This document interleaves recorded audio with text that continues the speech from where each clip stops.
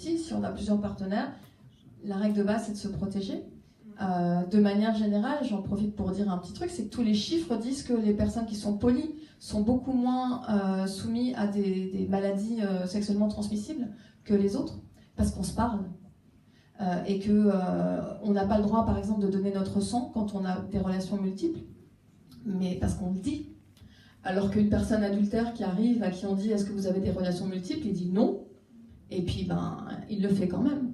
Et puis, quelqu'un peut éventuellement tromper sa partenaire, il y a une capote qui lâche, et puis il va rien dire, parce que c'est dans l'adultère, donc on va pas le dire. Et donc concrètement, sa partenaire se retrouve en danger. Ça n'arrive pas normalement, théoriquement, chez les polis.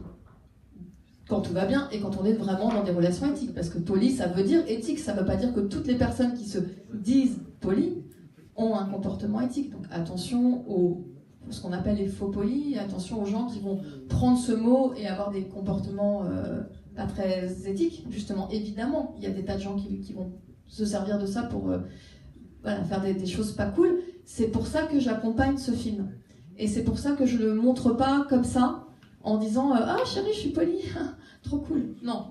L'idée, c'est de dire la polyamorie, c'est avant tout du dialogue, de la communication non violente et de l'écoute des émotions. Donc, après, tout est imaginable à partir du moment où toutes les personnes concernées sont OK.